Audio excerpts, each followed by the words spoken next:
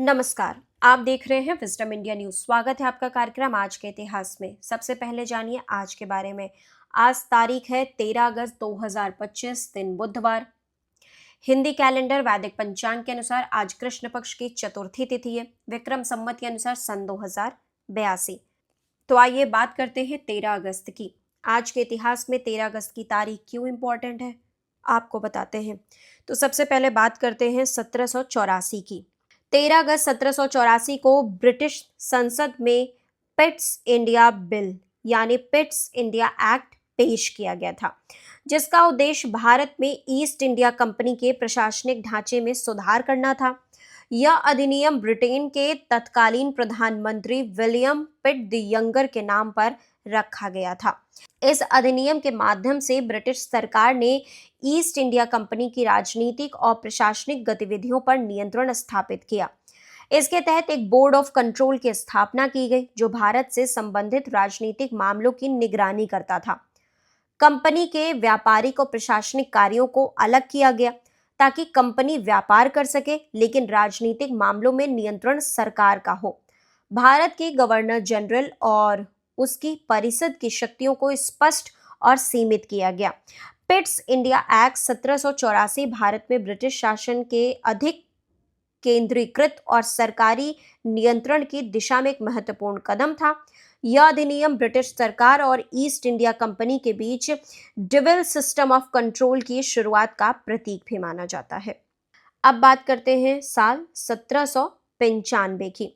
13 अगस्त 1795 को भारत की महान शासिका और पुण्यात्मा महारानी अहिल्याबाई होलकर का निधन हुआ। वे मालवा राज्य इंदौर की रानी थी और अपने सुशासन, धार्मिक कार्यों और सामाजिक न्याय के लिए आज भी याद की जाती हैं।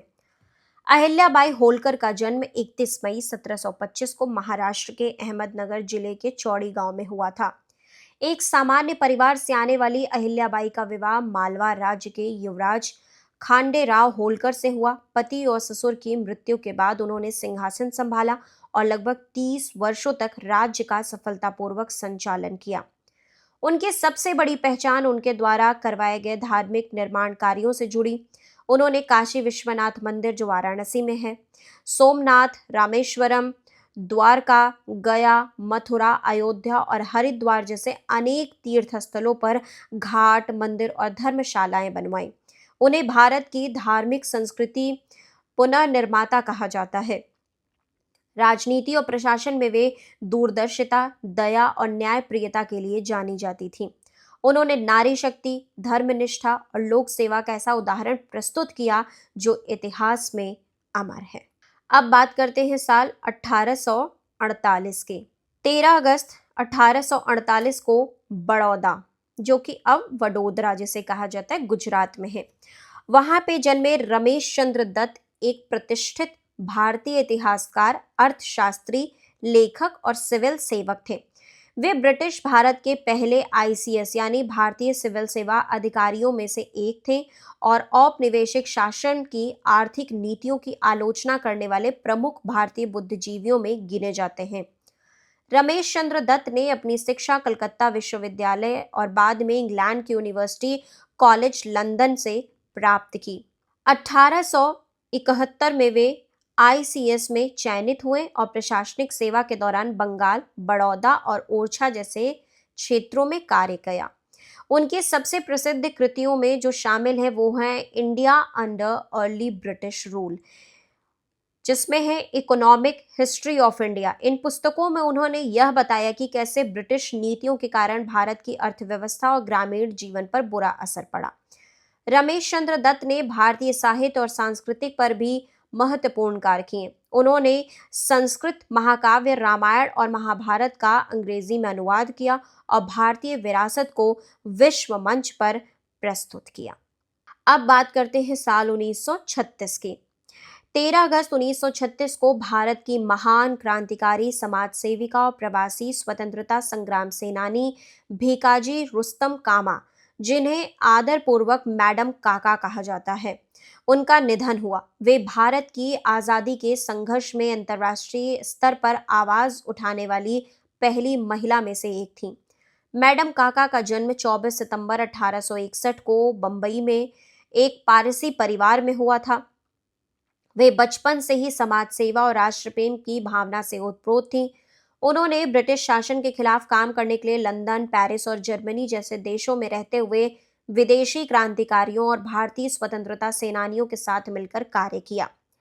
वे 1907 में जर्मनी के स्टुटगार्ट शहर में आयोजित इंटरनेशनल सोशलिस्ट कांग्रेस में पहुंची, जहां उन्होंने पहली बार भारत का झंडा, जिसे उन्होंने स्वयं डिजाइन किया था, फहराया और दुनिया से भारत की आजादी के लिए समर्थन मांगा। यह झंडा बाद में स्वतंत्र भारत के तिरंगे की प्रेरणा बना। भीखाजी काका ने वंदे मातरम नामक क्रांतिकारी समाचार पत्र का भी प्रकाशन किया और ब्रिटिश शासन के खिलाफ आवाज उठाने में अग्रणी रहीं। वे महिलाओं की शिक्षा, स्वतंत्रता और सामाजिक अधिकारों की भी प्रबल समर्थक थीं। उनकी पूरी जिंदगी समर्पण, संघर्ष और निडरता की मिसाल रही। आज भी मैडम भीखाजी कामा का नाम भारतीय इतिहास में वीरता, नारी शक्ति और अंतर्राष्ट्रीय क्रांतिकारी चेतना के प्रतीक के रूप में स्मरण किया जाता है। अब बात करते हैं साल 1936 की। 13 अगस्त 1936 को मद्रास, तमिलनाडु में जन्मी वैजयंती माला भारतीय सिनेमा की एक प्रसिद्ध अभिनेत्री, क्लासिकल डांसर और राजनीतिज्ञ रहीं। वे हिंदी सिनेमा की पहली सुपरस्टार अभिनेत्रियों में से एक मानी जाती हैं, जिन्होंने नृत्य और अभिनय की अनोखी संविति से दर्शकों का दिल जीता। वैजयंती माला ने अपने करियर की शुरुआत तमिल फिल्म वैष्णव जन तो, जो 1949 में रिलीज हुई थी, वहां से की थी, लेकिन उन्हें बॉलीवुड में पहचान मिली जो 1991 में फिल्म बहार आई, वहां से उनको पॉपुलैरिटी मिली। इसके बाद उन्होंने नई दिल्ली, देवदास, मधुमती, संगम, गंगा जमुना, अमरदीप, ज्वेल थीफ जैसी कई सुपरहिट फिल्मों में शानदार अभिनय किया। वे भारतनाट्यम की निपुण नृत्यांगना हैं और उन्होंने फिल्मों में शास्त्रीय नृत्य को प्रमुख स्थान दिलवाने में महत्वपूर्ण भूमिका निभाई। उनके डांस सीक्वेंस आज भी सिनेमाई इतिहास में मिसाल माने जाते हैं। फिल्मों के बाद उन्होंने राजनीति में कदम रखा और इंदिरा गांधी के नेतृत्व में कांग्रेस पार्टी से जुड़कर लोकसभा सदस्य बनी। बाद में वे भारतीय जनता पार्टी में भी शामिल हुई।